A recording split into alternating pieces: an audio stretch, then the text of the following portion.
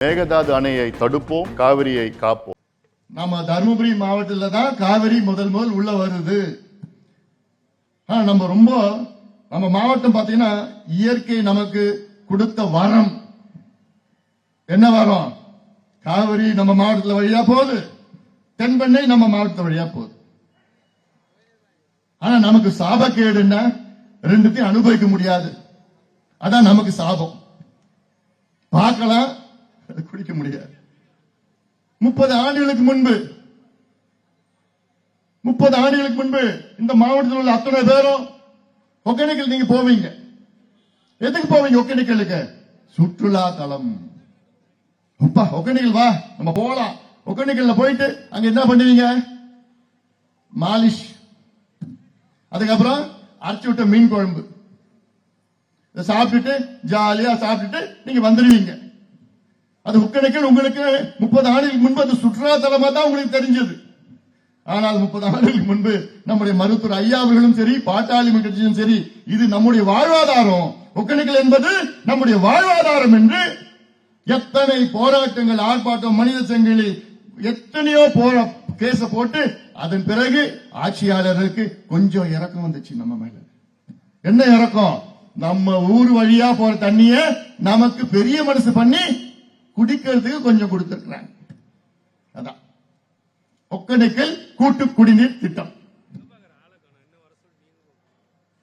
இப்ப அங்க டேம் கட்டிட்டானா அந்த ஒகேனக்கல் கூட்டு குடிநீர் திட்டம் கூட நமக்கு கிடைக்காது. நமக்கு ஒரு ஆசை, சரி வெள்ளம் காலத்துல எப்படியாவது அந்த தண்ணிய எடுத்து எங்க ஊர் ஏரிக்கெல்லாம் கொண்டு வரணும்னு திட்டம். என்ன திட்டம்? காவிரி ஒகேனக்கல் உபரி நீர் திட்டம். நமக்கு ஆசை, பேராசை. குடிக்கிறதுக்கே தண்ணி நமக்கு வாரத்துக்கு ஒரு நாள், ஒரு வாரம் 10 நாள் வருது. ஆனாலும் ஒரு பேராசை. கடல்ல போற தண்ணிய கொஞ்சம் திருப்பி நீரேற்று மூலமா கொண்டு வந்து நம்ம மாவட்டத்தில் ஏரியில நிரப்புனா, ஏரிகள் நிரம்பி நம்ம வீட்டில் இருக்க கிணறு, போர் எல்லாம் தண்ணி வந்து அதுல நம்ம யாரும் நம்ப வேண்டாம், நம்ம விவசாயம் பண்ணலாம்.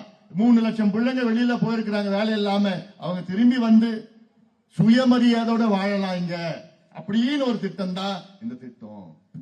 இதற்கு போராட்டம் செஞ்சுட்டு இருக்கிறோம். உறுதியா நடக்கும். நீங்க பார்த்துதான் இருங்க. காரணம் இந்த தருமபுரி சட்டமன்ற தொகுதி மக்கள் நல்ல ஒரு உறுப்பினரை நீங்கள் தேர்வு செய்திருக்கிறீர்கள். அதற்கு உங்களுக்கு என்னுடைய மனமார்ந்த நன்றியை தெரிவிக்கின்றேன். தருமபுரி தொகுதி மக்களுக்கு என்னுடைய நன்றியை தெரிவிக்கின்றேன். முனைவர் சௌமியா அன்புமணி அவர்களை உங்களுடைய சட்டமன்ற உறுப்பினராக தேர்வு செய்வதற்காக இது பாட்டாளி மக்கள் கட்சி சார்பில் மட்டுமல்ல, அனைத்து மக்களின் சார்பிலும் உங்கள் அனைவருக்கும் என்னுடைய நன்றிகள். சௌமியா அன்புமணி அவர்கள் தருமபுரி சட்டமன்ற உறுப்பினர் மட்டுமல்ல, இந்த மாவட்டத்தின் சட்டமன்ற உறுப்பினராக செயல்படுவார்.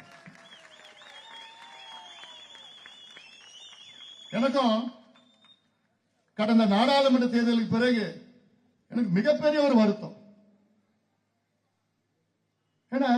என்னடா, நானும் என்னை நீங்கள் தேர்வு செய்தீர்கள்.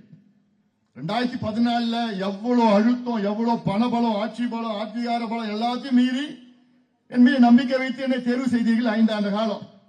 அப்போ எத்தனையோ மாற்றங்கள், எத்தனையோ திட்டங்கள் கொண்டு வந்தோம், எதிர்த்து கொண்டு வந்தோம். அதன் பிறகு என் மேல கொஞ்சம் நம்பிக்கை போயிடுச்சு. 19 வெற்றி பெற முடியல. யதார்த்தமா நம்ம பேசுவோம். 24 நல்ல ஒரு வேட்பாளரை உங்களுக்கு நாங்கள் தந்தோம். இதே முனைவர் சௌமியா அன்புமணி தான். சுத்தி வந்தாங்க, எல்லாருடைய மனதை கவர்ந்தார்கள். நிச்சயமாக நான் இந்த மாவட்டத்தை நான் முன்னேற்றுவேன் என்று சபதம் எடுத்து வாக்குகள் சேகரித்தார்கள். ஆனால் வெற்றி பெற முடியவில்லை. நல்ல ஒரு வேட்பாளரை நீங்கள் தவறவிட்டீர்கள் என்று மிகப்பெரிய வருத்தம் எனக்கு. என்னோட அவங்களுக்கு ரொம்ப வருத்தம். சரி, இவர்களை விட ஒரு நல்ல வேட்பாளர் தேர்வு செய்தால் எனக்கு ஒரு ஆதங்கம் இருக்கும்.